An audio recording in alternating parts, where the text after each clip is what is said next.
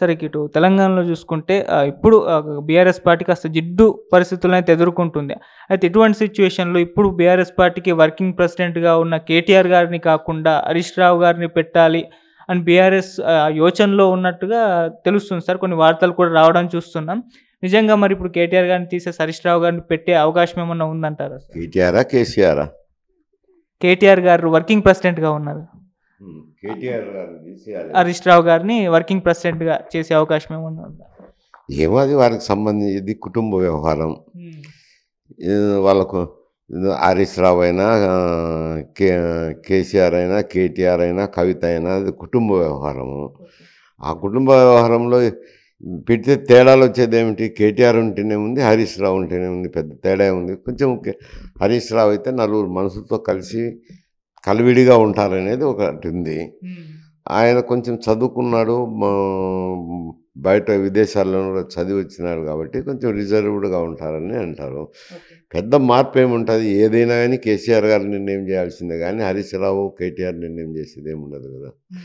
ఆయన చేసే సూచనలు అయితేనేమి, తీసుకున్న నిర్ణయాలను అయితేనేమి అమలు చేసేవారే కదా. కేటీఆర్ అయినా అమలు చేసేవాడే, హరీష్ రావు అయినా అమలు చేసేవాడే. పెద్ద తేడా ఏముంటుంది?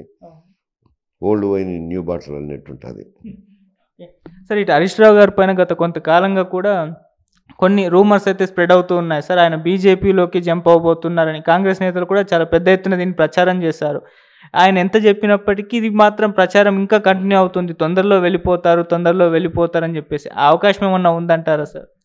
అది అది నేను ఎలా చెప్పగలను? ఆయన అభిప్రాయాలు ఏముండదో తెలియదు. ఇప్పటికైతే ఆయన బీఆర్ఎస్లోనే ఉన్నాడు. బీఆర్ఎస్ తరపున గట్టిగా వాదిస్తున్నారు. ఆయన వెళ్ళిపోతారని కాంగ్రెస్ వాళ్ళు అన్నారు, వాళ్ళు అన్నారు. దానికి సమాధానం అంటే మా దగ్గర ఉండదు అటువంటి దాంట్లోకి సమాధానం. సరే ఇక బీఆర్ఎస్ ఇప్పుడు పరిస్థితి చూసుకుంటే చాలామంది కాంగ్రెస్లోకి షిఫ్ట్ అవుతున్నారు. హరీష్ రావు, కేటీఆర్, కేసీఆర్ వీళ్ళు ముగ్గురు తప్పితే ఇంకెవరు కూడా మిగలరు కాంగ్రెస్ పార్టీలోకి, అందరు వచ్చేస్తారని చెప్పేసి కాంగ్రెస్ వాళ్ళు చెప్పడం చూస్తున్నాం. ఇప్పుడు అంత పెద్ద అంటే 39 మంది గెలిచారు. ఇప్పుడు ముగ్గురే మిగిలే అవకాశం ఏమైనా ఉందా? అంతమంది ఖాళీ అయిపోతే పరిస్థితి ఏంటి సార్? ఇప్పుడు ఏదైనా ప్రజల్లో ఉన్న అభిప్రాయాన్ని బట్టి ఉంటుంది.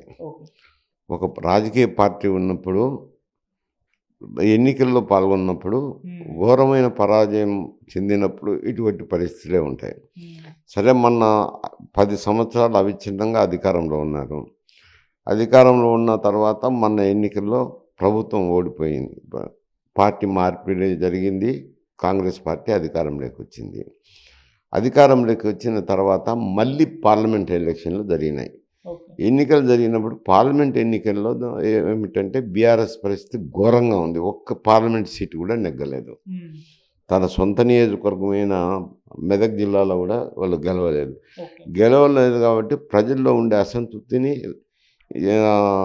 ఇతర వారి బీఆర్ఎస్ శాసనసభ్యులు కానీ బీఆర్ఎస్ నాయకులు కానీ మా పరిస్థితి ఏమిటి అనేది ఒక అంచనా వేసుకుంటారు కదా. ఎవరైనా అని భవిష్యత్తుని గురించి ఆలోచన చేసుకుంటారు. మళ్ళీ తర్వాత పార్టీ భవిష్యత్తు ఆలోచన చేస్తారు. చేసినప్పుడు అటువంటి ఆలోచన చేసినప్పుడు కాంగ్రెస్ పార్టీ కూడా తలుపులు బార్లా తెలిసింది, రమ్మంటున్నారు. అటు బీజేపీ తెలిసినారు, ఇటు కాంగ్రెస్ పార్టీ కూడా ఎవరిని వచ్చినా చేర్చుకుంటానే ఉన్నారు. వద్దు అని ఎవరు అనడం లేదు, బీజేపీ అనడం లేదు, కాంగ్రెస్ అనడం లేదు. సరే, వారికి ఎక్కడ అవకాశం మెండుగా ఉంటుందో, ఏది బాగుంటుందో అటువంటి పార్టీకి వెళ్ళే అవకాశం ఉంది. ఎందుకంటే పార్టీ పరిస్థితి బాగలేదు కాబట్టి వెళ్తారు, అందులో సహజమే. అది వెళ్తారు, ఎందరు పోతారు, ఎందరు ఉంటారు అనేది అది వేరే విషయం అనుకోండి. కొత్త వాళ్ళు వెళ్తే పర్లేదు కానీ కేసీఆర్ గారికి అత్యంత సన్నిహితులు, సీనియర్లు ఆయన కడియం గారు చూస్తాం, కేకే గారు, అండ్ ఇప్పుడు రీసెంట్గా పోచారం గారు, అంటే అంత సన్నిహితులే వెళ్ళిపోవడం ఏంటి? పార్టీ కష్టకాలంలో ఉన్నప్పుడు వీళ్ళు అండగా ఉండాలి కదా సీనియర్లు. కేసీఆర్ గారు ఎన్నోసార్లు అవకాశాలు ఇచ్చారు వీళ్ళకి అని చెప్పి. నువ్వు అనే మాటల్లో నవ్వాలో ఏడవాలో నాకు అర్థం కావడం లేదు. ఎందుకంటే బీఆర్ఎస్ అనుకోండి, రీజనల్ పార్టీస్ ఎక్కడైనా కానీ అవి నిరంకుశిత్వంగా ఉంటారు, ప్రజాస్వామ్యం ఉండదు. ఏదో ఇచ్చిన అధికారం పోచారమైనా తీసుకుండొచ్చు, ఇచ్చిన అధికారం కేశవరావు అయినా తీసుకుండొచ్చు. స్వతంత్రంగా మెలిగేదానికి కానీ వారు చెప్పిన సలహాలు నాయకులు పాటించుతారు అని కానీ ఆ దాఖలాలు ఉండవు. సరే అధికారంలో ఉన్నంత వరకు ఉన్నారు. ఇప్పుడు వారికి కూడా వారి భవిష్యత్తును దృష్టిలో పెట్టుకుంటారు కదా! వారి పిల్లల భవిష్యత్తును దృష్టిలో పెట్టుకొని నిర్ణయాలుంటాయి. వారి నియోజకవర్గంలో ఉండే ప్రజలు, అనుయాయులు హ్మ్. వీళ్ళందరి అభిప్రాయాలను బట్టి లేదు వాళ్ళ అనుయాయులు, వాళ్ళ కార్యకర్తలు కూడా ఎందుకన్నా ఈడుంటే ప్రయోజనం లేదు. పోదాం పదా అని అంటే వెళ్ళిపోతుంటారు అంట. దానికి కొత్త ఏముంది జరిగేదే. ఎందుకంటే పార్లమెంట్ ఎలక్షన్‌లో ఒక విధమైన పెర్ఫార్మెన్స్ చేసింటే ఇటువంటి పరిస్థితులు వచ్చిండొచ్చు. పార్లమెంట్ ఎన్నికలు ఒక సీటు కూడా రాకపోయేసరికి నాయకులు కూడా వాళ్ళ భవిష్యత్తుని గురించి ఆలోచన చేసుకుంటారు. నాయకుడితో పాటు వారి అనుయాయులు కూడా వాళ్ళ భవిష్యత్తు కూడా ఇమిడి ఉంటుంది కదా, రెండు కలిసిమెలిసి ఉంటాయి. కాబట్టి వాళ్ళ అనుయాయులు ఎందుకన్నా పోదాం పదండి వెళ్ళిపోదాం బాగుండదు అని అన్నప్పుడు అటువంటివి వచ్చినప్పుడు వెళ్ళిపోతుంటారు ఉంటారు. అంటే సార్ రేపు బీఆర్ఎస్ ఒకవేళ అధికారంలోకి వస్తే మళ్ళీ వీళ్ళు పరిస్థితి ఎలా ఉంటుంది అంటారు సార్? ఆల్రెడీ అంటే ఒక పార్టీతో సీనియర్లు కాబట్టి సన్నిహితులు కాబట్టి ట్రావెల్ అయ్యి ఉంటే మళ్ళీ ఇంకోసారి అధికారం పట్టించుకుంటే ఆ పార్టీతో కంటిన్యూ అవ్వచ్చు. ఇప్పుడు మళ్ళీ బీఆర్ఎస్ అధికారంలోకి వస్తే వీళ్ళ పరిస్థితి ఏ విధంగా ఉంటుంది? మీరు సన్నిహితులు అంటున్నారు, నేను కన్సిడర్ చేయటం లేదు. సన్నిహితులు ఎవరు ఉండరు. నిరంకుశితంగా పాలించేటప్పుడు సన్నిహితులు ఎవరు ఉండరు ఉంటారు. ఏదో పోస్టులు బట్టి మీరు సన్నిహితులు అనుకోవచ్చునేమో కానీ సన్నిహితులు అనే వాళ్ళు ఉండరు. ఆ బంధం ఉండదు, ఆ అఫినిటీ ఉండదు. అది ప్రజాస్వామ్యబద్ధంగా పరిపాలించినప్పుడు ఆ బంధం ఉంటుంది, స్నేహితము బంధము అనేది. ఇది అటువంటి బంధాలు లేవు కాబట్టి రేపంటే 5 సంవత్సరాల తర్వాత వచ్చేదానికి ఎవరి గురించి ఆలోచించారు? ప్రస్తుతం పరిస్థితులు ఎవరైనా ఆలోచన చేస్తారు. ఇవి రాజకీయపరమైంది. నిన్న మొన్నటి వరకు జగన్మోహన్ రెడ్డి గారు కూడా అధికారంలో ఉన్నారు. ఆయన ఎంపీలు బేషరతుగా ప్రతి బిల్లుకు, కాంట్రవర్షియల్ బిల్స్ కూడా మద్దతు పలికారు.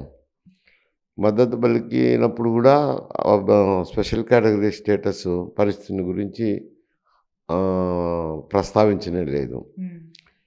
ఇప్పుడు ఈయన కూడా గతంలో అధికారంలో ఉన్నప్పుడు ఈయన మీద కూడా అటువంటి అభాండాలే వేశారు.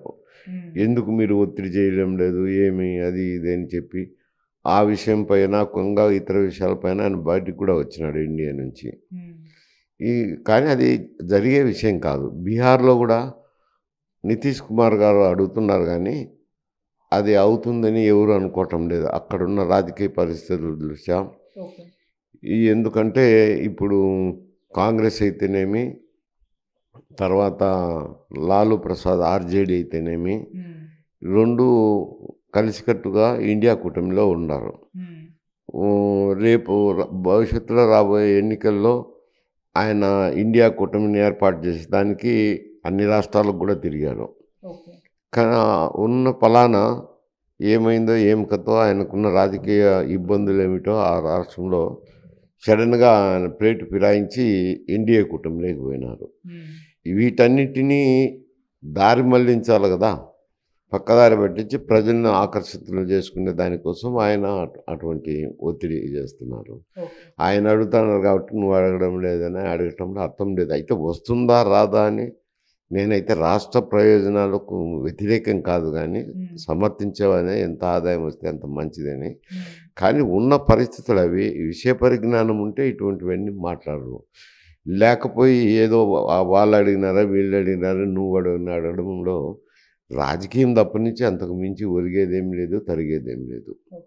సార్ అంటే మరి ప్రత్యేక హోదా రాదన్న విషయం షర్మిల గారు కానివ్వండి, లేకుంటే వైసీపీ నేతలకు కానీ తెలియదు అంటారా? వాళ్ళు అదే పనిగా అసలు అడగట్లేదు ప్రత్యేక హోదా కోసం.